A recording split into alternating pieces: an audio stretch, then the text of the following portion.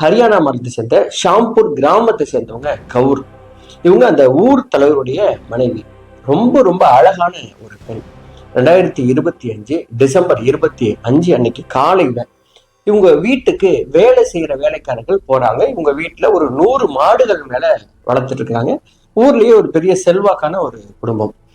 அப்படி வேலைக்காரவங்க வீட்டுக்கு போயிட்டு இந்த மாட்டு தொழுவத்துக்கு போகும்பொழுது மாட்டுக்கு தண்ணி வைக்கிற தண்ணி தொட்டிக்குள்ள இந்த பெண் விழுந்து இறந்து கிடக்குறாங்க. அதுவும் எப்படின்னா இவங்க தலைப்பகுதி தண்ணிக்குள்ள கிடக்குது, உடல் முழுவதும் வெளியில கிடக்குது, ரொம்ப அலங்கோலமா கிடக்குது.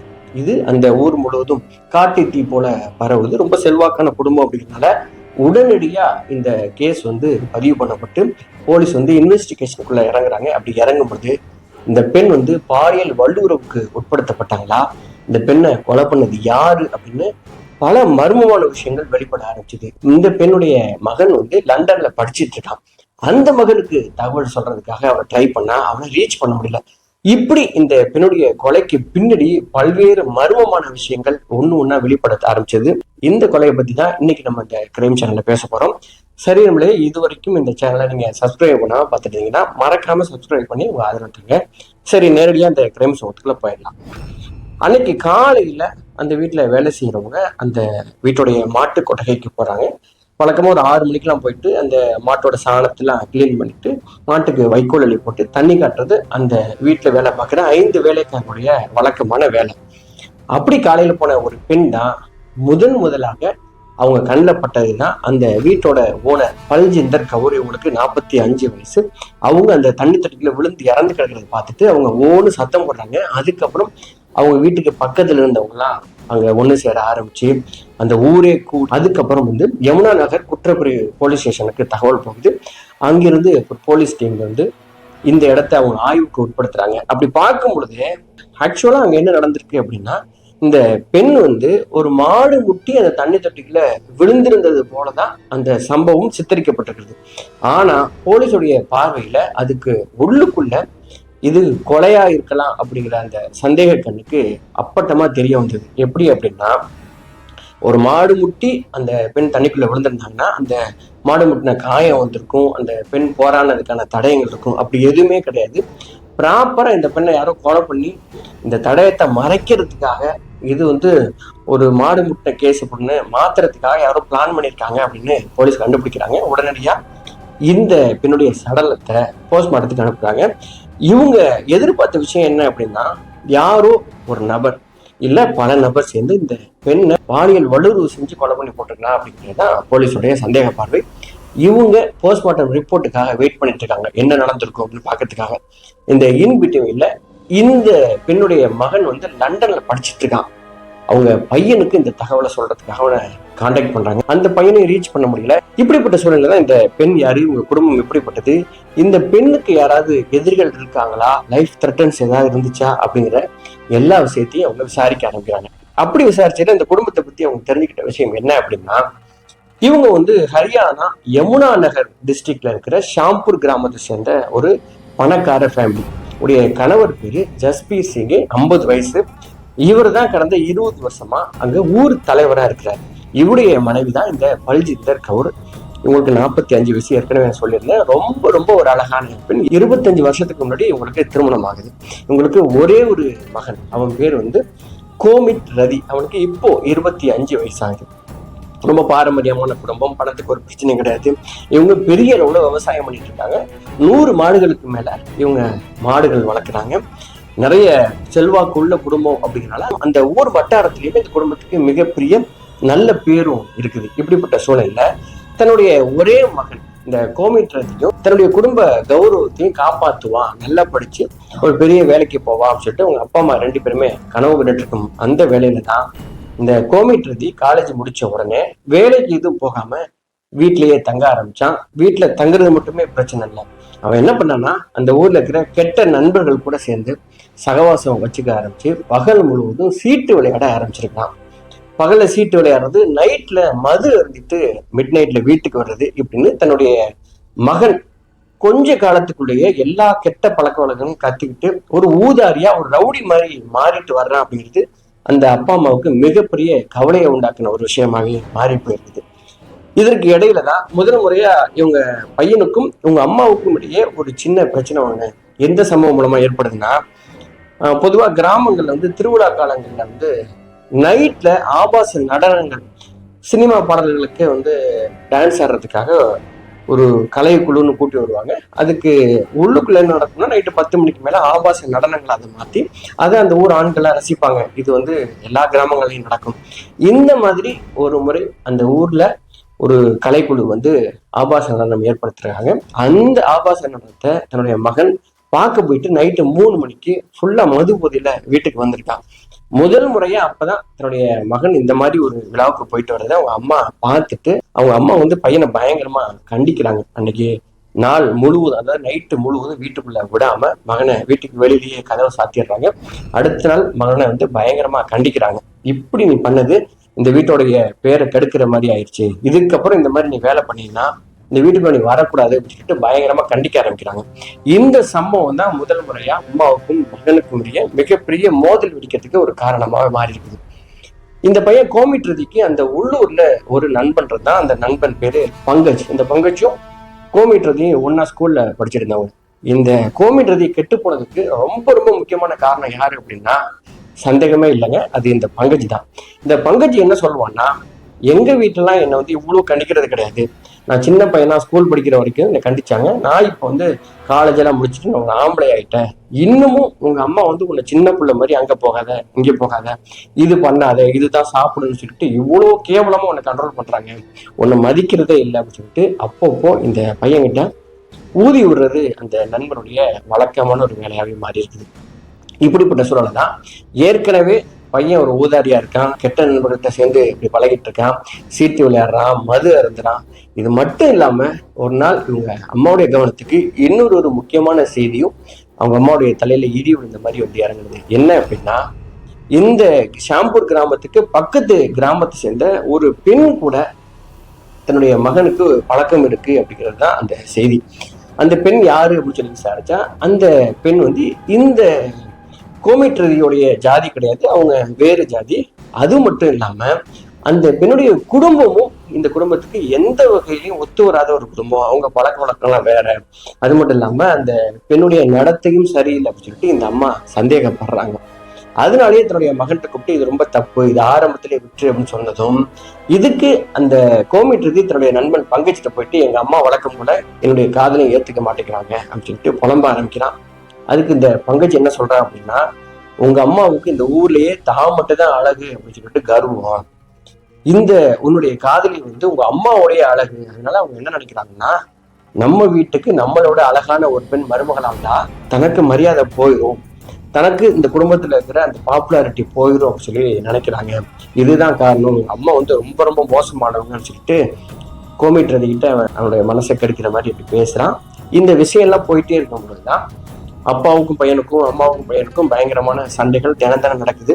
இதுக்கப்புறமும் இந்த வீட்டை அவனை விட்டு வச்சிருந்தோம் அப்படின்னா, இந்த ஊருக்குள்ள விட்டு வச்சிருந்தோம்னா ரொம்ப ரொம்ப கெட்டு போயிடுவான். சின்ன வயசுலேயே காதல் குடி கிடின்னு பயங்கரமா கெட்டு போயிட்டான், சீரழிஞ்சு போயிடுவான் சொல்லிட்டு எவ்வளவு செலவானாலும் பரவாயில்ல, நம்முடைய வாழ்க்கையை நம்ம சரி பண்ணணும் அப்படின்னு சொல்லிட்டு என்ன பண்றாங்கன்னா, அப்பாவும் அம்மாவும் சேர்த்து முடிவு பண்ணி காலேஜ் முடிச்ச உடனே ஒரு 4 வருஷத்துக்கு முன்னாடி இவனை லண்டனுக்கு அனுப்பி படிக்க வைக்கலாம்னு சொல்லிட்டு லண்டனுக்கு அனுப்பிச்சிடுறாங்க. அப்படி படிக்க போனவன் இவன் அங்க போய் படிப்பை பார்ப்பான், மனசு மாறிடுவான் அப்படின்னு சொல்லிட்டு உங்க அம்மா அப்பா நினைச்சிருந்தாங்க இல்லையா, அதுதான் இல்லை. இந்த கோமிட்ரதி அங்க போய் தன்னுடைய காதலி பிரீத்தி, அவங்க பேரு, அந்த பிரீத்தி என்ன பண்ணுவாங்கன்னா, சோசியல் மீடியால இன்ஸ்டாகிராம்ல ரீல்ஸ் போடுறது அவங்களுடைய பழக்கம். இந்த ரீல்ஸ் மூலமா தான் இந்த காதலியை உருவாகி இருக்குது. இந்த பெண் கூட மறுபடியும் தொடர்புல இருந்துகிட்டே இருந்திருக்கான். அவங்க அம்மா கிட்ட அங்கிருந்து சண்டை போட்டு அந்த பொண்ணை தான் நான் கல்யாணம் பண்ணிக்க போறேன், நான் எங்க படிச்சாலும் இல்ல நான் எங்க நீங்க என்ன அனுப்பிட்டா கூட நான் மறுபடியும் ஊருக்கு அந்த பொண்ணை தான் கல்யாணம் பண்ணிக்கணும்னு சொல்லிட்டு இந்த பிரச்சனை போயிட்டே இருக்குது. இந்த பிரச்சனை போயிட்டு இருக்கும் போதுதான் 2025 டிசம்பர் 25 காலையில உங்க அம்மா இறந்து போயிடுறாங்க. பையன் லண்டன்ல இருக்கான். ஸோ இந்த எல்லா விஷயத்தையும் போலீஸ் என்கொயரியில கண்டுபிடிச்சிட்டு, சரி அம்மா இறந்து போன இந்த தகவலை பையனுக்கு சொல்லலாம் அப்படிங்கிறதுக்காக கான்டாக்ட் பண்றாங்க. அவனை ரீச் பண்ணவே முடியல. பையன் எங்க இருக்கான் அப்படின்னு தெரிய வரல. இன்பிட்வீன்ல போஸ்ட்மார்ட்டம் ரிப்போர்ட் இந்த ரிப்போர்ட்ல என்ன வருது அப்படின்னா, அம்மாவுடைய தலைப்பகுதியில ஏதோ ஒரு ஆயுதத்தால தாக்கியிருக்காங்க, அதுக்குண்டான ஸ்கல் இன்ஜூரி இருக்குது. அதுக்கப்புறம் அவங்க அம்மாவுடைய கழுத்தை பிடிச்சி நெரிச்சிருக்காங்க. அதுக்கப்புறம் தான் தண்ணிக்குள்ள தள்ளி விட்டுருக்காங்க அப்படிங்கிற பக்காவா போஸ்ட்மார்ட்டம் ரிப்போர்ட் இதை சொல்லுது. இந்த தகவல் பையனை ரீச் பண்ண முடியலங்கிறதுனால போலீஸ்க்கு இப்ப என்ன டவுட் அப்படின்னா, இந்த பையன் எங்க போயிருப்பான், அவன் தங்கியிருந்த இடம், அவன் படிக்கிற எல்லா இடங்களையும் விசாரிச்சாலுமே இந்த பையனை பத்தி எந்த தகவல் இல்லை அப்படின்னால அவனுடைய மொபைல் நெட்வொர்க்கை அவங்க சர்ச் பண்ணி பார்க்கும்பொழுது மிகப்பெரிய அதிர்ச்சியான விஷயம் என்ன அப்படின்னா, அவன் டிசம்பர் 18 இருந்து இந்த ஹரியானாவுக்கு வந்துட்டான். அது மட்டும் இல்லாம அதே கிராமத்துல அதே வீட்டுல தங்கி இருக்கான் அப்படிங்கிற சிக்னல்ஸ் அவங்களுக்கு கிடைக்குது. சிக்னல்ஸ் எல்லாம் செக் பண்ணும்பொழுது இது மிகப்பெரிய பேரதிர்ச்சியா போலீஸ்க்கு மாறுது. அதாவது லண்டன்ல இருக்குன்னு சொன்ன பையன் 6 நாளைக்கு முன்னாடியே இந்த வீட்டுல தங்கியிருக்கான்னா யாருக்குமே யார் கண்ணுக்குமே படாம தங்கியிருக்கான். ஓர் கண்ணு உங்க அப்பா அம்மா கண்ணுக்கு அப்படின்னா இந்த வீட்டுக்குள்ள எங்க தங்கியிருப்பான், இவனுக்கு யாரு ஃபீட் பண்ணிருப்பா, சாப்பாடு கொடுத்துருப்பா, இவன் ஏன் தங்கியிருந்தான், அம்மாவுடைய கொலைக்கும் மகனுக்கும் ஏதாவது தொடர்பு இருக்குமான்னு சொல்லிட்டு மிகப்பெரிய குழப்பமான திசையில இந்த கேஸ் போனது. இந்த பையனை கண்டுபிடிக்கிற முயற்சியில போலீஸ் இறங்கும் போதுதான் இந்த ஊருக்குள்ள அவனுக்கு இருந்த அந்த நண்பன் இருந்தாலையா பங்கஜ், அந்த பங்கஜை போயிட்டு அவங்க கஸ்டடிக்கு எடுத்து விசாரிக்கும் போதுதான் பங்கஜ் ஒரு கட்டத்துல உண்மையெல்லாம் சொல்ல ஆரம்பிக்கிறான். அந்த நண்பன் கோமிட் ரத்தி வந்துட்டான், எனக்கு தெரியும், அவன் எங்க தங்கியிருக்கான்னு தெரியும் சொல்லிட்டு உண்மையை சொன்னதும் கோமிட் ஒரு வீட்டுல ஒளிஞ்சிருக்கிறான். அவனை போய் கைது பண்ணி கஸ்டடிக்கு கொண்டு வராங்க. அப்படி அவனை வச்சு விசாரிச்சதுல அவன் சொன்ன திடுக்கிடும் பல தகவல் தான் நான் இப்ப சொல்ல போறேன். அதாவது இவன் லண்டன்ல இருந்து அவன் அம்மாவுக்கு ஃபோன் பண்ணி என்ன சொல்லியிருக்கானா, நான் ஊருக்கு வரப்போறேம்மா, எனக்கு அந்த பொண்ணை கல்யாணம் பண்ணணும், அவங்க வீட்டுல பயங்கரமான நெருக்கடி கொடுக்குறாங்களாம் அப்படின்னு சொல்லி அவங்க அம்மாட்ட பேசியிருக்கான். அவங்க அம்மா என்ன சொல்றாங்க அப்படின்னா, அந்த பொண்ணு உங்களுடைய லைஃபுக்கு செட் ஆகாதுப்பா, நம்ம குடும்பத்துக்கு அவங்க குடும்பத்துக்கு செட் ஆகாது. அது மட்டும் இல்லாம நீ இப்ப குடும்பம் நடத்துறதுக்கு தயாரா இல்லை, நீ ஒரு ஊதாரியா இருக்க, நீ 10 பைசா சம்பாதிக்கிறது கிடையாது, முதல்ல உன்னுடைய படிப்பை முடி, அதுக்கப்புறமும் இந்த காதல் இருந்துச்சுன்னா நம்ம யோசிக்கலாம் அப்படின்னு சொல்லிட்டு அவங்க அம்மா அதை கட் பண்ணி பேசிடுறாங்க. இதை பேசி முடிச்ச உடனே தன்னுடைய அம்மா மீது பயங்கரமான வன்மம், கொலவெறி அவங்களுக்கு வருது. தன்னுடைய நண்பனுக்கு ஃபோன் பண்ணி பேசுறான், எங்க அம்மா அப்படி பேசுறாங்க அப்படின்னு சொன்னோன்னே பங்கஜ் என்ன சொல்றான் அப்படின்னா, உங்க அம்மா எந்த காலத்திலயும் உனக்கு அந்த பொண்ணை கல்யாணம் பண்ணி வைக்க மாட்டாங்க, நான் சொன்னதுதான் காரணம், உங்க அம்மாவுக்கு ஒரு பொறாமை, உடைய காதலி தான் ரொம்ப அழகா இருக்கா, வீட்டுக்கு வரக்கூடாதுன்னு சொல்லிட்டு தான் அவங்க இந்த மாதிரி பிளான்ல தான் இதை பண்றாங்கன்னு சொல்லிட்டு சொன்னதும் இந்த 2 பேரும் பேசுறாங்க. சரி என்ன பண்ணலாம், இந்த பொண்ணை நான் கல்யாணம் பண்ணிக்கணும், எங்க அம்மா உயிரோட இருந்தாங்கன்னா அதை தடுத்துக்கிட்டே இருப்பாங்க அப்படின்னு சொல்லி பேசிக்கிட்டதும் நம்ம உங்க அம்மாவை கொன்றலாம் அப்படின்னு சொல்லிட்டு இந்த 2 பேருமே பேசியிருக்காங்க. அதோட விளைவாதான் இந்த பங்கஜி சொன்னதன் பேர்ல டிசம்பர் 18ஆம் தேதியே இவன் ஹரியானாவுக்கு கிளம்பி இதே ஷாம்பூர் கிராமத்துக்கு வந்திருக்கான். கிராமத்துக்கு இந்த பங்கஜி வீட்டுக்கு போயிருக்கான், பங்கஜை பார்த்திருக்கான். அது வரைக்கும் ஊர்க்காரங்க யாருக்கள்லையும் அவன் படவே இல்லை. இவங்க திட்டமே தான். அப்படி 2 பேரும் மீட் பண்ணும்போது, நீ போயிட்டு உங்க வீட்டு மாட்டு கொட்டகையில போய் தங்கிடு. இவங்க மாட்டு கொட்டகை அப்படின்னா ஒரு 100 அடி நீளமான ஒரு ஓட்டு கொட்டகை, நிறைய கேபினா இருக்கும், மாடுகள் அடைக்கிற பட்டி மாதிரி இருக்கிறதுனால அதுல போய் தங்கியிருக்கிறது அவங்க வீட்டுல கண்டுபிடிக்கவே முடியல. சோ இந்த பங்கஜி தான் என்ன சொல்றாங்கன்னா, போய் ஒரு மாட்டு கொட்டையில போய் தங்கிடு, உங்க அம்மா வீட்டு வேலைக்காரங்களாம் போனதுக்கு அப்புறம் எப்போவாவது வீட்டுல தனியா இருக்கிற சூழ்நிலையிலையோ இல்ல மாட்டு கொட்டைக்கு வர்ற சூழ்நிலையோ நீ உங்க அம்மாவை தாக்கி கொன்று அப்படின்னு சொல்லிட்டு இவன் தான் பிளானை போட்டு கொடுத்துருக்கான். அதுபடி மாட்டுக்கொட்டையில போய் இவன் தங்கியிருக்கான். அது 6 நாள் இவன் வேவு பார்த்திருக்கான். 6 நாளா உன உங்க அம்மாவை கொள்றதுக்கான சந்தர்ப்பம் கிடைக்கல. இந்த 6 நாளும் யாருக்கும் தெரியாம பங்கஜி தான் அவனுக்கு சாப்பாடு கொடுத்துருக்கான். இந்த மாட்டுக்கொட்டையிலேயே ஒவ்வொரு நிமிஷமும் அம்மா எப்ப தனியா வருவாங்க, வீட்டுல எப்படி சந்தர்ப்பம் கிடைக்கும் அம்மாவை கொள்றதுக்கு சொல்லிட்டு காத்துக்கிட்டே இருந்தவன் சரியா 18ல இருந்து 24 வரைக்கும் வெயிட் பண்றான்.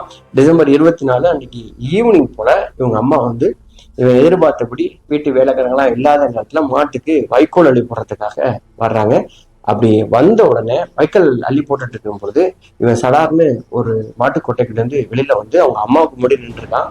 அவங்க அம்மா பயங்கர ஷாக் ஆகி, நீ லண்டன்ல இருந்த, நீ எப்போ வந்தன்னு சொல்லிட்டு கேட்டிருக்காங்க. அதுக்கு மேல நேரடியாவே பேச ஆரம்பிச்சிருக்கான். நீ ஏன் என்னுடைய காதலை ஏத்துக்க மாட்டேங்கிறீங்க, உங்களுக்கு பொறாம, என்னுடைய லவ்வர் உங்களோட அழகா இருக்கான்னு பொறாம அப்படின்னு சொல்லி பேசணும்னா அவங்க அம்மா சிரிச்சிருக்காங்க. எந்த அம்மாவது இப்படி எல்லாரும் பொறாமப்படுவாங்களா, உன் வாழ்க்கை நல்லா இருக்கணும் அப்படிங்கிறத நான் சொல்றேன்ப்பா, அந்த பொண்ணு கல்யாணத்தை பத்தி இப்ப நம்ம பேச வேண்டாம், நீ படிப்ப முடி அப்படின்னு சொல்லி பேசியிருக்காங்க. உடனே இவன் சொல்லியிருக்கான், இல்ல இன்னைக்கு எனக்கு ஒரு முடிவு தெரிஞ்சாகணும், ஒண்ணு என் லைஃப்ல அந்த பொண்ணை நீங்க இப்பவே கல்யாணம் பண்ணி வைக்கணும், அதுக்கு ஒத்துக்கணும், இல்லைன்னா நான் வேற முடிவு எடுக்க வேண்டியிருக்கும், உங்களுக்கு உண்மையிலேயே என் காதலி மேல பொறாம இருக்குது, நீங்களும் அழகு அப்படிங்கிறத நான் ஒத்துக்கிறேன், நீங்க வேணா இந்த வயசுல வேற யாரை வேணாலும் நீங்க லவ் பண்ணீங்க, அதை நான் எந்த அப்ஜெக்ஷனும் பண்ண போறது இல்லை, அப்பா கிட்டே சொல்ல மாட்டேன், நீங்க உங்களுக்கு ஏதாவது காதல் இருந்தா நீங்க அதை பண்ணிக்கீங்க, என்னுடைய காதல் கூட சேர்றத நீங்க தடுக்கிறத நான் வந்து ஒத்துக்கவே மாட்டேன்னு சொல்லிட்டு இந்த பேச்சு வந்து வார்த்தையை முத்தி ஒரு கடத்துல சண்டையா மாதிரி இருக்கு.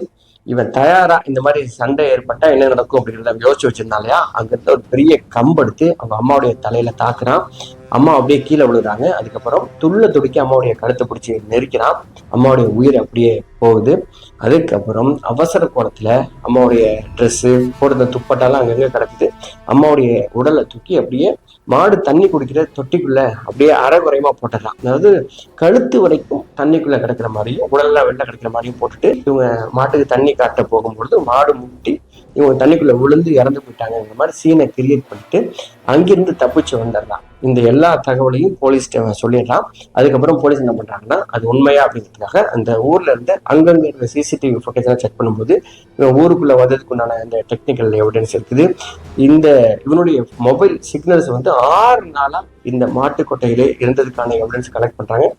இப்படி எல்லா விஷயத்தையும் கலெக்ட் பண்ணி இந்த பையன் கோவிட் ரதியையும் உங்க நண்பன் பங்கஜையும் கைது பண்ணி கோர்ட்ல ஒப்படைக்கிறாங்க. எல்லா ஆதாரங்களும் சப்மிட் பண்றாங்க. இவங்க 2 பேருமே இப்ப ஜெயில இருக்காங்க. இவங்களுக்குள்ள இந்த வழக்கு நடந்துட்டு இருக்கு. இன்னும் தீர்ப்பு வரல. ஒரு பெத்த அம்மாவையே தான் காதலி தான் அழகு, அம்மா வந்து பொறாமப்படுறாங்கன்னு சந்தேகப்பட்டு தன்னுடைய அம்மாவையே கொன்ன ரொம்ப ரொம்ப மோசமான ஒரு மகனுடைய வழக்கு. சரி, இவனுக்கு என்ன தண்டனை கிடைக்கும்னு நினைக்கிறீங்க? இவனுக்கு என்ன தண்டனை கிடைச்சா சரியா இருக்கும்னு நினைக்கிறீங்க? ஒரே ஒரு விஷயம் மூலமா இந்த கேஸ் மூலமா நான் சொல்லிக்க விரும்புறேன். என்னைக்கு இருந்தாலும் உங்க பெற்றோர்கள் உங்க நன்மைக்காக தான் எது செய்வாங்க. உங்களை சுத்தி இருக்கிற அந்த நண்பர்கள், நிறைய எல்லா நண்பர்களையும் நான் சொல்லல, நல்ல நண்பர்களும் இருப்பாங்க. சில நண்பர்கள் உங்ககிட்ட ஏதாவது ஒரு ஆதாயத்துக்காக, உங்ககிட்ட ஓசி குடிக்காகவோ இல்ல பணத்துக்காகவோ எதுக்காகவோ அவங்க சொல்ற அந்த விஷயங்கள் உங்களை சந்தோஷப்படுத்துற விதமா இருந்தா கூட அது எல்லாமே உங்களுக்கு நல்லது அப்படின்னு நினைக்காதீங்க. தயவு செஞ்சு உங்க நண்பர்கள் சொல்ற விஷயங்கள் உங்களை கொண்டாந்து இந்த மாதிரி இடத்துல ஒரு ஜெயில ஒரு கொலையாளியா ஒரு மிகப்பெரிய ஆபத்துல கொண்டாந்து விடும். அதுக்கு இந்த கேஸ் வந்து ரொம்ப பெரிய உதாரணம். இந்த பங்கஜோடைய ஒவ்வொரு வார்த்தையும் தான் இந்த பையனை கொலையாளியா மாத்தி பாட்டுது. இந்த மாதிரி கெட்ட நண்பர்களும் உங்களை சுற்றி இருக்கிறதான வாய்ப்பு இருக்கு. உங்க வார்த்தையில நீங்க நம்ப வேணாம். உங்க பேரண்ட்ஸ் சொல்ற வார்த்தையில இருக்கிற உண்மையையும் உங்க மேல இருக்கிற அன்பையும் நீங்க புரிஞ்சுக்கங்க. ஒரே ஒரு செகண்ட் யோசிங்க, இவங்க சொல்ற விஷயத்துல ஏதாவது உண்மை இருக்குமான்னு சொல்லிட்டு. சரி நம்மளே, இது சம்பந்தமான உங்க கருத்துக்களை பதிவு பண்ணுங்க. இந்த கேஸை பொறுத்தவரை யார் வீடு தவறு அப்படின்னு உங்க பாயிண்ட் ஆஃப் வியூ கருத்துக்களையும் பதிவு பண்ணுங்க. மறக்காம இந்த சேனலை நீங்க சப்ஸ்கிரைப் பண்ணி உங்க ஆதரவு தாங்க. நான் உங்கள் RS ராஜா. நன்றி, வணக்கம்.